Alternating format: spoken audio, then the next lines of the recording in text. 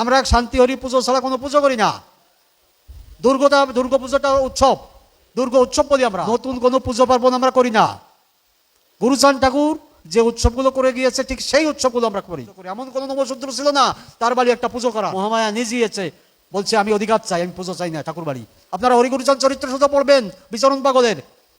বলছে আমি অধিকার চাই, কেন আমার পুজো বন্ধ করলা? আমি তো এ বাড়ি পুজো পেতে আসি না, আমি আসি এ বাড়ি হরিনাম কীর্তন শুনতে। প্রতি পুজোর সন্ধ্যের সময় ভক্তরা যে হরিনাম কীর্তন করে, এই ভক্তদের সঙ্গ পেতে আমি শ্রীরাম ওলাকান্দিতে স্থান চাই। ওলাকান্দিতে সমস্ত দেবতা, রক্ষ, যজ্ঞ, মানুষ সবার অধিকার আছে। আমাকে কেন অধিকার দিয়ে অধিকার থেকে বঞ্চিত করা হয়েছে? ওলাকান্দির বিরুদ্ধে একটা ষড়যন্ত্র চলছে। কিছু লিডার বর্তমান মতুয়াদের ভিতরে তারা স্বনামে নিজেরা মানে লিডার ঘোষণা করছে যে তারা ঠাকুর বাড়ির অস্তিত্বের উপরও আঘাত করার চেষ্টা করছে।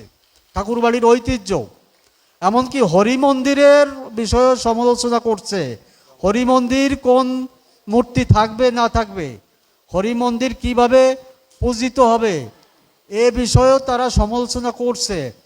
আমার একটা কথা, ঠাকুর বাড়ির যে পুজো পার্বণগুলো হচ্ছে, কোন মন্দিরের কোন বিগ্রহ, কোন মন্দিরে কয়টা ঘট, এটা গুরুচাঁদ ঠাকুরের সময় গুরুচাঁদ ঠাকুরের নির্দেশিত এবং তার প্রতিষ্ঠিত সব কিছুই আমরা সেইভাবে ঠাকুর বাড়ির আমরা কর্তৃপক্ষ পরিচালনা করি, সেইভাবে চলি। নতুন কোনো পুজো পার্বণ আমরা করি না। গুরুচাঁদ ঠাকুর যে উৎসবগুলো করে গিয়েছে ঠিক সেই উৎসবগুলো আমরা করি। আমরা শান্তি হরি পুজো ছাড়া কোনো পুজো করি না। দুর্গা পুজোটা উৎসব, দুর্গা উৎসব বলি আমরা। আপনারা জানেন চণ্ডালগালি মোচনের জন্য চণ্ডালের যে ডেফিনেশন দিয়েছিল তার একটা ধারা ছিল যে এরা বেদাচার মানে না, বেদ বিধি মানে না। একটা সম্প্রদায়ের যদি কোনো ধর্মীয় কর্মকাণ্ডই না থাকে সে তো চণ্ডালই। মুসলমান যদি নামাজ না পড়ে, সে যদি রোজা না রাখে, সে তো ইসলাম ধর্মের না। হিন্দুরা যদি পুজো পার্বণ না করে, সে তো হিন্দু না, সে তো সনাতনী না। তদ্রূপ এদের বলছিল যে এরা কোনো বেদ বিধি মানে না, এরা বেদাচার মানে না, এরা পুজো পার্বণ করে না। গুরুচাঁদ ঠাকুর বাধ্য হয়েছিলেন নিজের বাড়ি পুজো করে। এমন কোনো নবসূত্র ছিল না তার বাড়ি একটা পুজো করার। ব্রিটিশ সরকারের ইনকোয়ারি এনে দেখাইছে, দেখো আমি বেদাচার মানি, বেদ বিধি মানি। তারপরে গুরুচাঁদ ঠাকুর পুজো বন্ধ করে দিয়েছিল 1316 খ্রিস্টাব্দ বঙ্গাব্দে। মহামায়া নিজেই বলছে আমি অধিকার চাই, আমি পুজো চাই না ঠাকুর বাড়ি। আপনারা হরিগুরুচাঁদ চরিত্র শুধু পড়বেন বিচরণ পাগলের। বলছে আমি অধিকার চাই, কেন আমার পুজো বন্ধ করলা? আমি তো এ বাড়ি পুজো পেতে আসি না, আমি আসি এ বাড়ি হরিনাম কীর্তন শুনতে। প্রতি পুজোর সন্ধ্যের সময় ভক্তরা যে হরিনাম কীর্তন করে, এই ভক্তদের সঙ্গ পেতে আমি শ্রীরাম ওলাকান্দিতে স্থান চাই।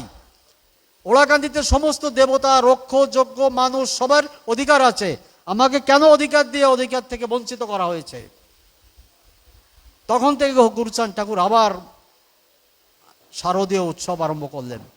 কারুর কথায় আমরা এই অনুষ্ঠান আরম্ভ করি নাই, কারুর কথায় বন্ধ হবে না। কারুর কথা, এমন কোনো লিডার নাই তার কথা ওলাকান্দি শারদীয় উৎসব বন্ধ হবে। সে কারণে ওলাকান্দির রাস হয় শান্তি হরির রাস।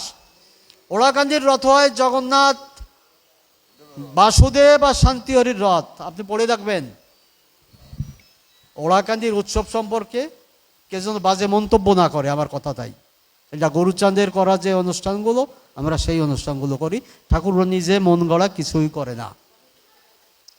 যা হোক, আপনারা ভালো থাকবেন, আপনাদের মাঝে মাঝে ওলাকান্দি আসবেন। ছোট বারণীর একটা রূপ বর্তমান বুধবার। মহাবারণীতে গেলে আগের বারণীতে শুনছি 100-150 বছর আগে বারণীতে 5 থেকে 6,000 লোক হতো। এখন প্রতি বুধবার 5 থেকে 6,000, 10,000 লোক হয় শ্রীরাম ওলাকান্দিতে। অতএব আপনারা প্রতি বুধবারে এসে অন্তত শ্রীরাম ওলাকান্দি এসে হরিনাম কীর্তন করবেন। ওই মাটিতে একটু গড়াগড়ি দিবেন। আমাকে দ্বারা যান না যান ওটা কোনো কথা না, কিন্তু ওই পবিত্র ধুলিতে মাঝে একটু প্রণাম করে আসবেন, কামনাসাগরে একটু স্নান করবেন।